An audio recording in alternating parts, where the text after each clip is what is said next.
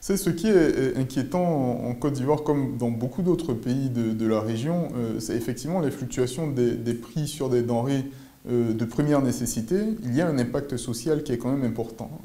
La grogne populaire aujourd'hui est le résultat de cet impact social. Les gens ont du mal à remplir leur caddie, entre guillemets, si je peux utiliser ce terme-là. Et donc, naturellement, les gens se plaignent à juste titre. Et je pense que le gouvernement pourrait et devrait d'ailleurs se pencher sur la question, essayer de comprendre l'enjeu derrière et potentiellement peut-être bloquer le prix de certaines denrées alimentaires pour pas que l'impact social soit trop élevé. Mais naturellement, alors, il faut se poser la question, d'où est-ce que ça vient, ces fluctuations de prix-là? Il y a deux phénomènes. Il y a le phénomène cyclique naturel que tous les producteurs connaissent. Il y a des périodes, tous les produits vivriers, par exemple, connaissent des cycles de production. Mais quand on est en période de sortie de cycle, c'est-à-dire quand on est en sécheresse, par exemple, forcément, certains produits deviennent de plus en plus rares et donc les prix augmentent. Ces cycles-là, ils sont naturels, ils sont connus.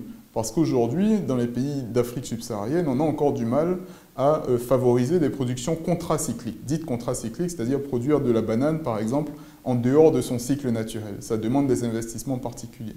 Ce qui justifie le fait que les prix augmentent plus que ce qu'on a l'habitude de voir d'habitude, c'est un phénomène qui est mondial. C'est que durant toute la période de Covid, il y a tout un tas de produits qu'on avait l'habitude d'acheter à l'extérieur qui deviennent de plus en plus chers parce que les cycles d'approvisionnement coûtent de plus en plus cher. Quand vous êtes une usine, par exemple, quand vous arrêtez votre usine et que vous la redémarrez d'un seul coup parce qu'il y a une demande qui, juste en sortie de Covid, augmente plus qu'anticipé, ça a un coût et ça demande aussi un temps. Donc le temps de redémarrer la machine de production mondiale, les prix ont le temps d'augmenter eux aussi. Et c'est ça qu'il faut comprendre. C'est la fluctuation, c'est le redémarrage agressif, entre guillemets, des systèmes de production qui est sous pression et qui n'arrive pas encore à à rencontrer en totalité la demande qui se relance très vite en sortie de crise du Covid. Et donc, naturellement, ça implique une fluctuation des prix.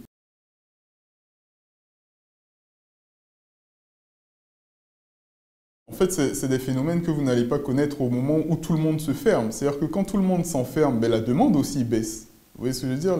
Notre demande vis-à-vis de l'extérieur aussi baisse, en termes de produits, en termes de production, que ce soit agro-industriel, ou même sur des produits intrants dans notre circuit d'alimentation. Je pense par exemple à la tomate, au riz local. On se dit, vos téléspectateurs se diront probablement, mais ces productions-là, ces produits sur notre sol, pourquoi est-ce que le prix fluctue? Mais les agriculteurs qui sont dans les terres, ils utilisent des intrants qui viennent d'ailleurs. Ils utilisent des produits phytosanitaires, par exemple, qui viennent d'ailleurs et qui coûtent plus cher. Parce que le transport pour les acheminer coûte plus cher, parce qu'aussi, naturellement, le produit lui-même, intrinsèquement à produire, coûte plus cher. Donc ça a un impact même sur les productions locales. Alors, pour répondre précisément à votre question, entre 2020 et 2021, en 2020, toute l'économie ivoirienne aussi, à l'instar des économies mondiales, est quasiment à l'arrêt. C'est-à-dire que les gens consomment moins, les gens vont moins au travail, les gens se déplacent moins, et donc naturellement, la demande est faible. Mais dès lors qu'on sort de cette crise-là, la première chose qui se relance avant même les usines et les facteurs de production, c'est la demande d'abord. Parce que les gens commencent à sortir de leur déconfinement à partir de 2021, et donc la demande se relance plus vite que les systèmes de production. C'est ce qui implique que justement, les systèmes de production étant au ralenti, ont du mal à servir la demande qui, elle, se relance beaucoup plus vite. Et c'est ce qui explique cette flambée des prix aujourd'hui et pas en 2020.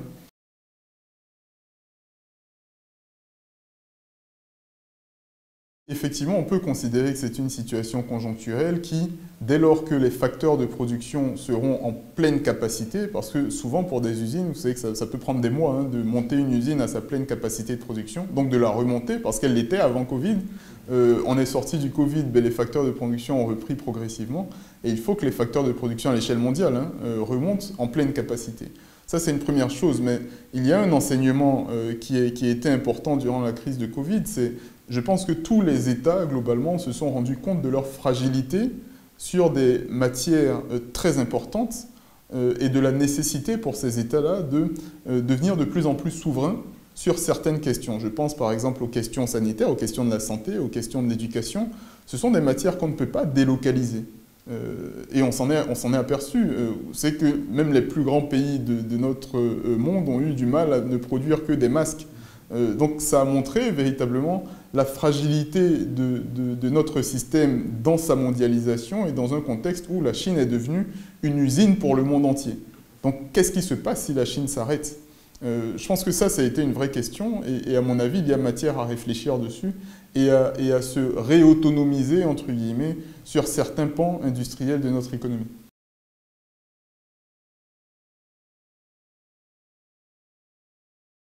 Je pense qu'effectivement, le problème est exogène, mais la solution prioritaire aujourd'hui, à très court terme, ça devrait être effectivement de trouver le moyen de figer les prix sur des denrées qui sont véritablement des denrées de première nécessité.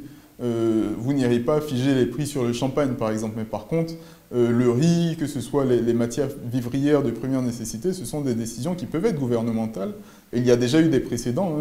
L'État peut tout à fait décider de figer les prix sur certaines matières premières de première nécessité, sur le carburant aussi, par exemple. Et il y a tout un tas de produits déjà sur lesquels l'État agit. Le prix de l'électricité, c'est fixé par l'État. Donc, naturellement, ce sont des mesures qui peuvent aider très conjoncturellement, peut-être à très court terme, à soulager un petit peu le pouvoir d'achat des populations.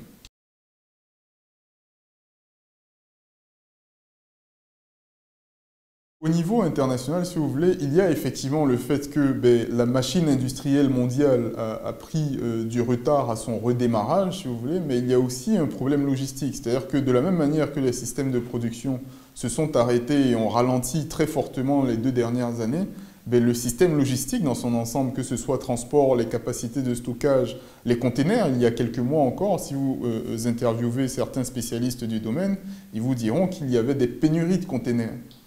Et c'est ce qui explique que sur le plan logistique, aujourd'hui, les coûts logistiques, pour tous ceux qui font de l'importation, ont clairement augmenté, et pour tous les produits. Donc naturellement, pour nous, pays africains, la plupart des pays africains d'ailleurs ont une balance commerciale qui est déficitaire. La Côte d'Ivoire est un contre-exemple d'ailleurs, on a une balance qui est excédentaire, mais uniquement due au cacao. C'est-à-dire que si vous retirez le cacao, on achète beaucoup plus à l'extérieur qu'on ne vend. Donc naturellement, dès lors que vous avez une balance commerciale déficitaire, vous êtes encore plus fragilisé que les autres, vu que vous achetez plus à l'extérieur. Et donc forcément, on voit beaucoup plus l'impact des coûts du transport, de la logistique qui explose, sur l'ensemble des denrées que nous consommons ici.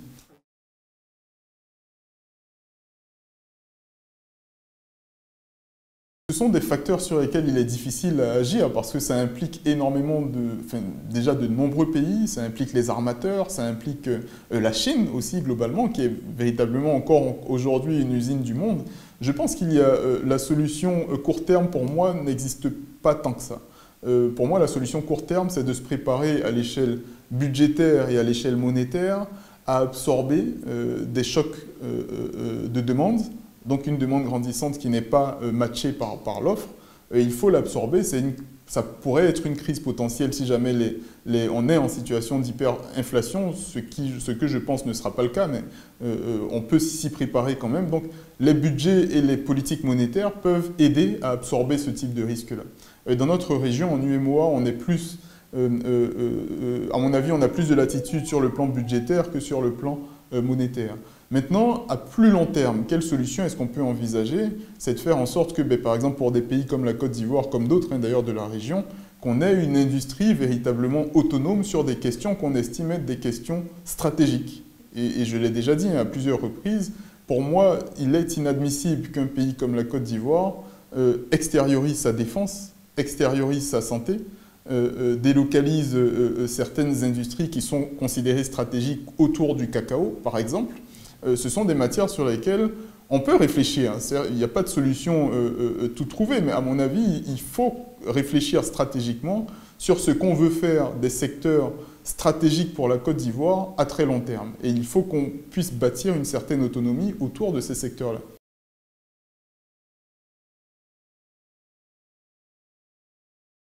Je ne pense pas qu'il faille s'alarmer.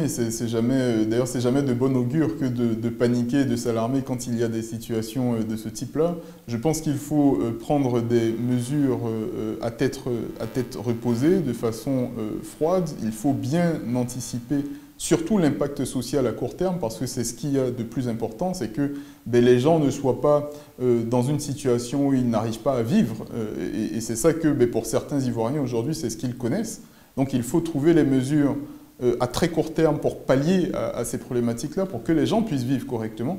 C'est vrai qu'on ne pourra pas annihiler complètement l'inflation grandissante, d'autant plus qu'il y a une bonne part d'explication qui est mondiale, qui n'est pas forcément endogène à la Côte d'Ivoire. Donc il faut prendre les bonnes mesures et puis les suivre. Et surtout, c'est là où, à mon avis, l'exécutif va avoir, entre guillemets, à rendre des comptes, c'est la capacité à faire exécuter les mesures. Parce que au niveau du ministère du Commerce, par exemple, si jamais on prend la décision de figer certains prix, va se poser la question de la capacité de ce ministère-là sur le terrain à faire appliquer cette mesure sur les marchés.